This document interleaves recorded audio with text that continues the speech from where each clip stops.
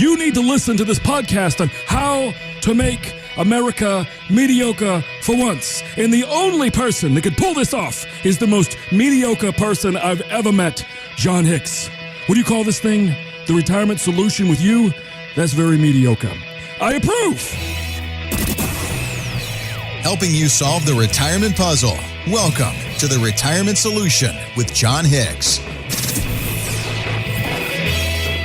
Here with John Hicks, I'm Jennifer Perry. We'd love to hear from you here on the Retirement Solution podcast. You can always drop us an email with any questions for John at retirementsolutionradio.com. And if you've ever watched Fox and Friends in the morning, you're probably familiar with Brian Kilmeade and the fact that he's really an American history buff, as are you, John. You've really studied the history of politics, how some of these policies have changed how we plan for retirement. But Brian has a new book out. It's called Sam Houston and the Alamo Avengers, the Texas Victory that Changed American History. I wouldn't mind reading this one.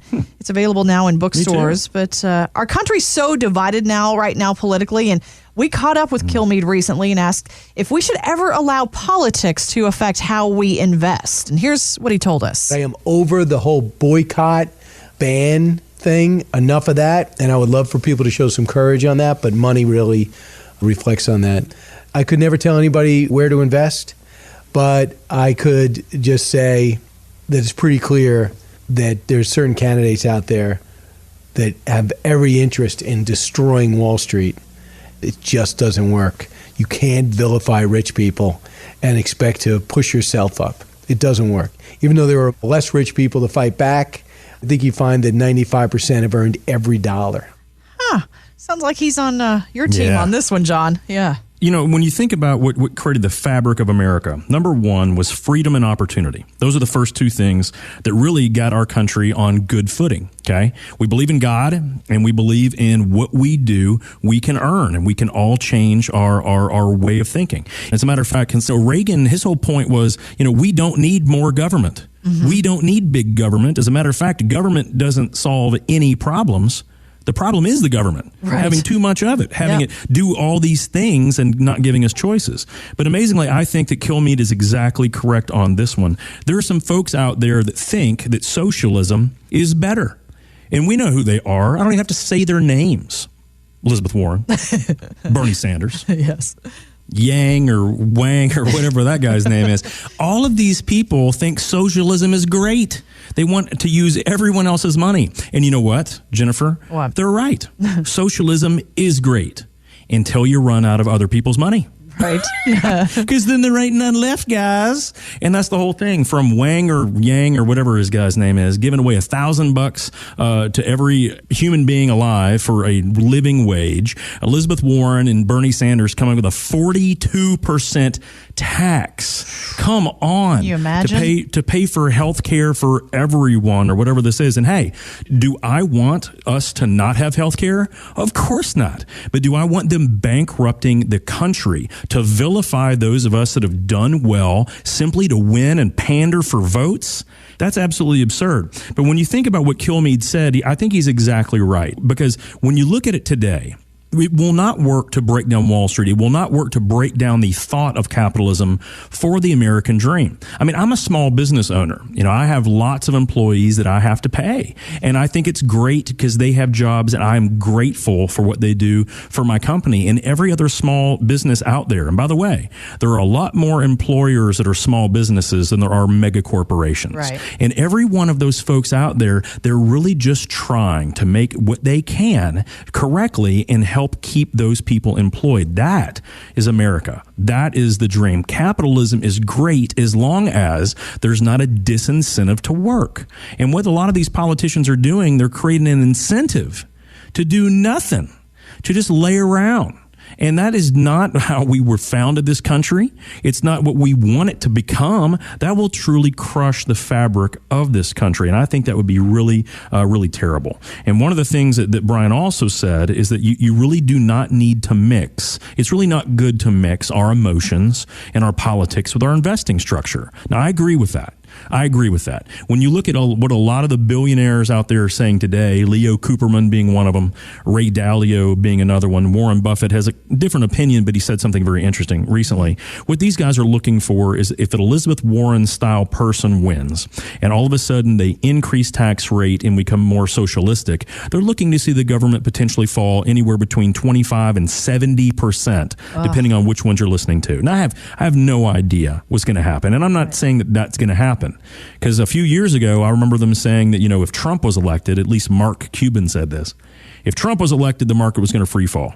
Well, in the very beginning, when the numbers first came out, it did kind of free fall for a minute. But then, from that point in time, it's up around 50% nearly. Yes. But the point is that Trump did not try to dismantle the fabric of capitalism. As a matter of fact, guys, if you think about it, what he did, he deregulated. He tried to get rid of some of these interventions for people making money. He tried to stimulate the economy. Did he not? He did. He tried to encourage small businesses to hire more people to invest more in the United States. Do we forget he repatriated billions and billions and billions of dollars that have been overseas by basically telling corporations, hey, you're not going to get away with this anymore.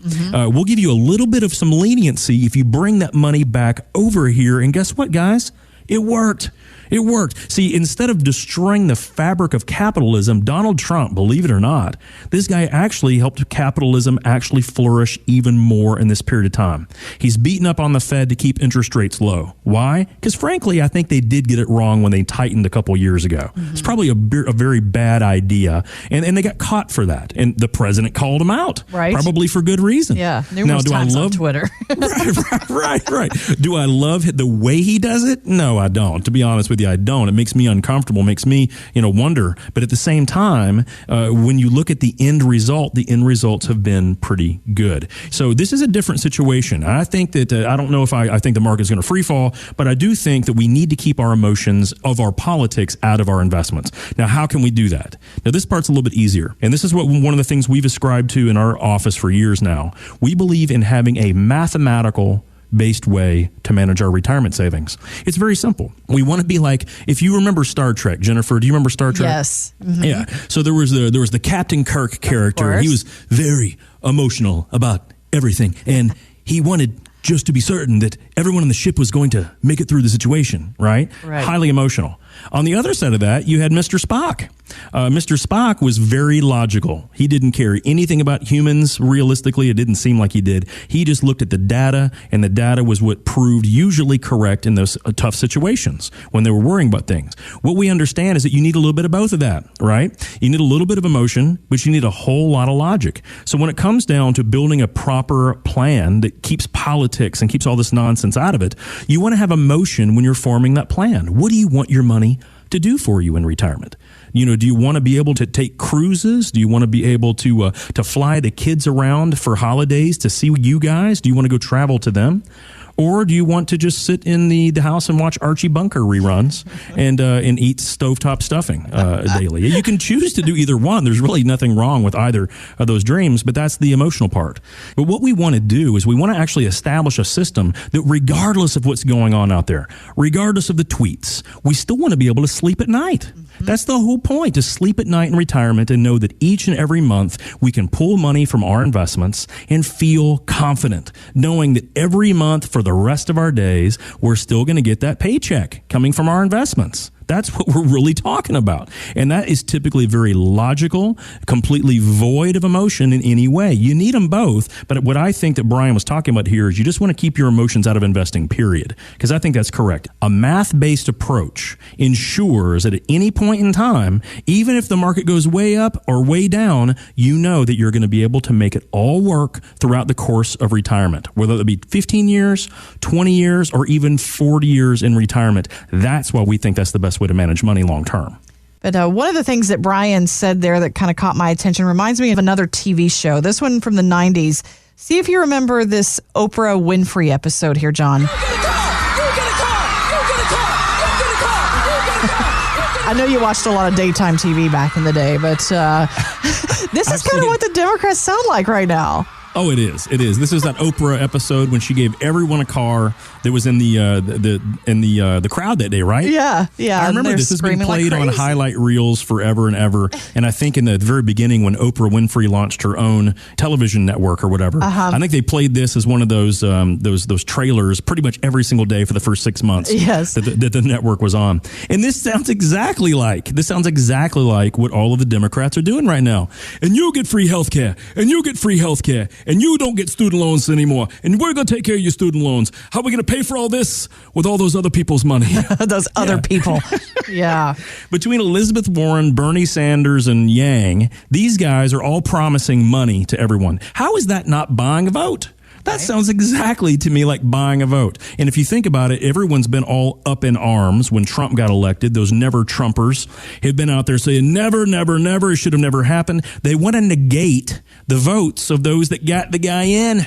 They want to take away our own democratic freedom of voting. They want to take it away by trying to get the guy in. Except these people, it's like the old school Tammany Hall. If you remember, Jennifer, the reason you cannot drink alcohol on an election day while the polls are open is because up in Boston, they would actually get everyone, load them up on the old paddy wagon, get them all in the back, get them all liquored up, and take them there to go vote for all the good Irishmen that were up there at the time. Mm-hmm. And that's exactly what they did. And this is exactly what it sounds like to me today. They're just trying to pander and give away all these votes. I think that's absurd. I think it's absurd. But do people love them for that right now? Just like they loved Oprah, everyone in that listening audience, they were ecstatic. So keep your morals to yourselves. I'm going to drive out here in my new Hyundai. So you can just keep that all for yourself. Me, toot, toot. That's my horn buddy. See ya. And that's what makes me nervous, because that is not what founded this country this way. Right. When you look at these plans, and actually, especially Elizabeth Warren's, when you look at actually with the Chamber of Commerce stats, the U.S. Chamber of Commerce, they produce these stats that actually, when you look at the impact of the things that she's proposing, they're disastrous. Yeah. They're frankly disastrous to the American economy. They're frankly disastrous to us if we've saved any money whatsoever. When you look at the tax rates or the huge tax deficit we're going to have to pay for these things, it's mind-numbing. There's no way we would recover from if we actually instituted any of those plans. So because of that makes me just really, really nervous about the direction things are going. It also lets me know if we really want America to thrive, government and bigger government is not the answer. Just like Ronald Reagan said, government is not the answer. Government is the problem. Have questions for John? Drop us an email at retirementsolutionradio.com. Financial professionals are not licensed in all 50 states. To find out if John Hicks is licensed in your state, please call 502-690-5635. J. Hagan Capital Inc. is not affiliated with nor endorsed by the Social Security Administration or any other government agency and does not provide legal advice. Annuity guarantees rely solely on the financial strength and claims paying ability of the issuing insurance company. By contacting us, you may be provided with information about insurance and annuity products offered through John Hicks, Kentucky Insurance License number 998827.